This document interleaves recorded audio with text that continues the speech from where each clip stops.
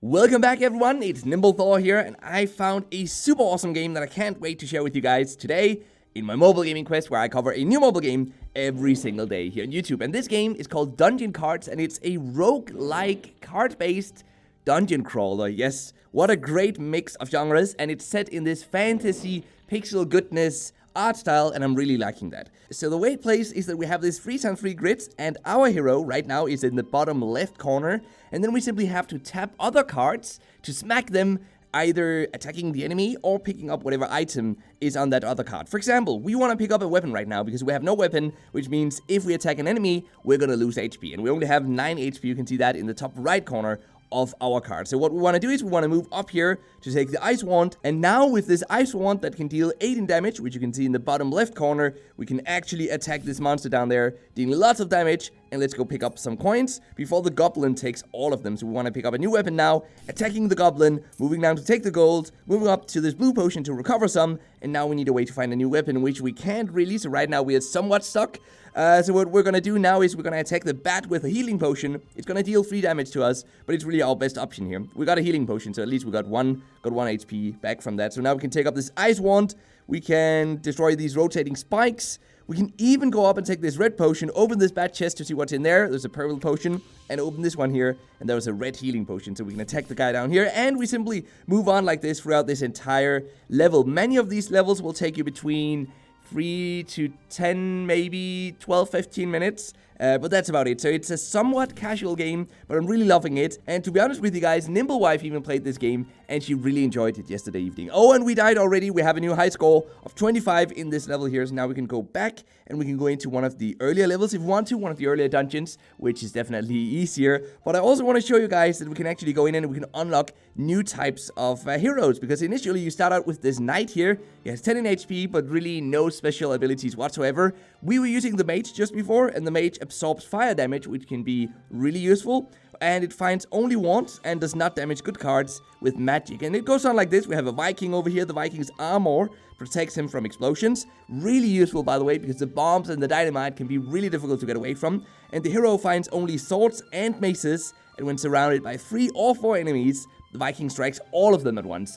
Really useful as well, but we unlock this one once we get a 1500 high score in Dungeon 2. And it goes on like this. There are plenty of heroes to unlock later on, and of course we can also unlock them immediately if we want to spend some of the premium currency. Most of these cards cost just $1, $2, or maybe $3, and that's how the game monetizes. Now, to spice up the gameplay even further, we also have some skills or some power-ups over here, and we can select 3 of them that we have with us into battle at any time.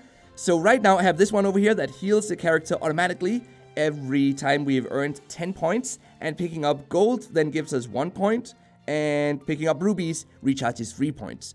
So these are used automatically whenever we get to 10 points. We then also have this one over here, which damages all enemies with a strength of 2, and it reloads after 15 points. We have this one over here, which is a weapon buff, but we also have a new one that we could choose to take with us, which is fast recharge.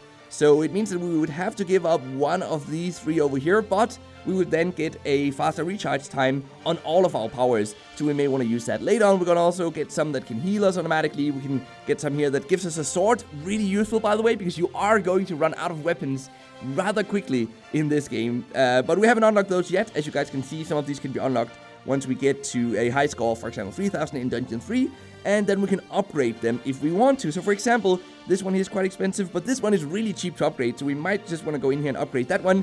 Gave it some more strength, and it decreases the load time, so we might want to upgrade this one as well. Go back here, we can actually upgrade our character as well, so let's do that to get that bit of extra HP. And now let's select this one and go into...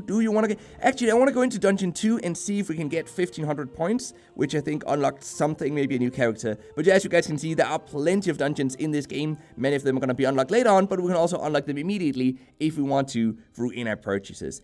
In this case, I really want to attack the flamethrower to begin with, because the flamethrower rotates on every turn, and we could find ourselves somewhat stuck here. We could also go for the chest first, though, and then go up and take those gold coins, because we do already start out with a weapon, which means we aren't completely stuck. In fact, we can go kill this cactus. It's so easy to begin with. I love it. We can destroy this flamethrower, and what can we do now? We can actually only go for the fly, and look at that goblin down there. It's stealing the coins. Are you guys seeing that? What do? We have to go over here, I think, and just take him out manually. Picking up some rubies, that is nice. Keep in mind that our skills, which you can see in the top of the screen, are going to be used very, very soon. So we may want to get close to a goblin, actually, or some sort of enemy, so that once they're actually used, they will have some sort of effect. In 6 turns, or in just 6 gold pickups, we are going to use our special ability that attacks enemies all around us. So I think for now, let's move down here. Now we're kind of stuck, right? Because we don't want to take the red potion because we have full HP already. We don't want to take the new fire wand because we have a fire wand already. I guess we could actually take that one, but it wasn't really the best use of it because we still had 2 in attack left on the old fire wand. So the way this game works is that if we have a weapon with us, we're not going to take any damage at all from enemies. But if we have no weapon, we're going to take a lot of damage from them. Basically, we're going to take the same damage as they have in HP. We got ourselves stuck again. Oh my, I think this time it's actually better to just go down here, take that damage. Oh wait, we don't take damage from fire. Of course, that's what we just read. We don't actually take damage from fire when we are a mage, of course. We should have remembered that. Oh well, what do we want to do now? I say we go for the ice wand up here. And now with the ice wand, we can actually go for the shuffle up here, which is always interesting to see what's going to happen. Yes, there we go. Taking out this fly, picking up some coins. We are on a great roll here, guys. Look at this, and we've got 88 in points. We can take out some of this guy's HP. Now, though, we do have to go to the fire wand, and then we can attack him again. We can attack the skeleton, and we can just keep going like this. And the game is rather fast-paced. Oh no, there's a bomb there. that one's definitely gonna destroy us. It's fast-paced. The maps are procedurally generated, or these dungeons are procedurally generated. You can play it offline. It has a session length that is perfect for mobile, and a neat sleeve of characters, and it can run on pretty much any smartphone out there. So I'm really loving this game, but let me know what you think about it in the comment section down below. And with that said, it's now time for the mobile gaming news of the day. Oh no.